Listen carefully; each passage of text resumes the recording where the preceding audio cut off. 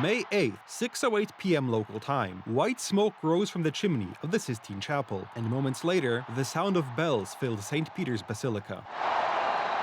La pace sia con tutti voi.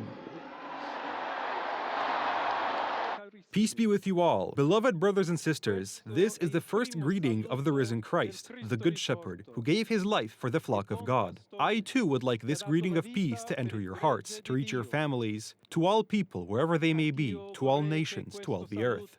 Cardinal Robert Francis Prevost, an American clergyman who took the name Leo XIV, became the new pope. He held his first Mass in the Sistine Chapel before noon today. Accompanied by the cardinals who elected him 24 hours earlier, he prayed that his pontificate would help the Catholic Church become a beacon that illuminates the dark nights of this world. In a special way, God has called me by your election to succeed the Prince of the Apostles, and has entrusted me with this treasure so that, with his help, I can be its faithful steward for the good of the entire mystical body of the Church. The Chicago-born 69-year-old, the first pope from the United States, began his homily with a few words in his native language. I'll begin with a word in English, and the rest is in Italian.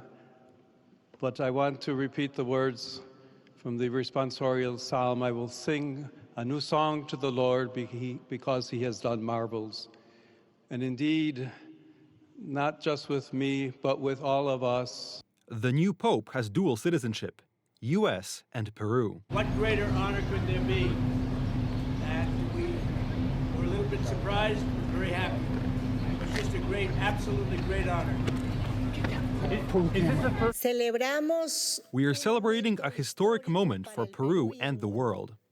This milestone not only marks the first American to ascend to the throne of St. Peter, but also the first time a Peruvian who resided in our country for over 20 years is leading the Catholic Church. He has worked in northern Peru for decades, first as a missionary and then as bishop of the Diocese of Chiclayo from 2015 to 2023. We would like him to focus on peace, focus on family unity, and focus on the things that Francis started and to continue that work.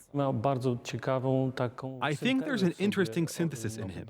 He comes from the US, but most of his priestly ministry, his episcopal ministry, was in South America, Peru, which is a missionary country. A good experience and good baggage that the new pope brings with him. The church is supposed to be missionary. It is supposed to seek people. He was a missionary and will be a missionary as pope. Prevost did not become a cardinal until 2023. So far, he has given few interviews to the media. He is known for his modesty and even shyness. He's a very down-to-earth human being, not interested in telling people off, not interested in admonishing people, not interested in fighting with people. He's not going to fight with Donald Trump and J.D. Vance. He certainly has a different vision of the world, which is more connected with Jesus and the gospel.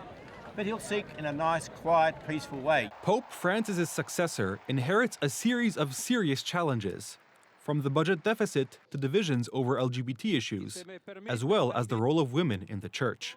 The first was the choice of name. The last Pope Leo was the Pope who died in the early 20th century.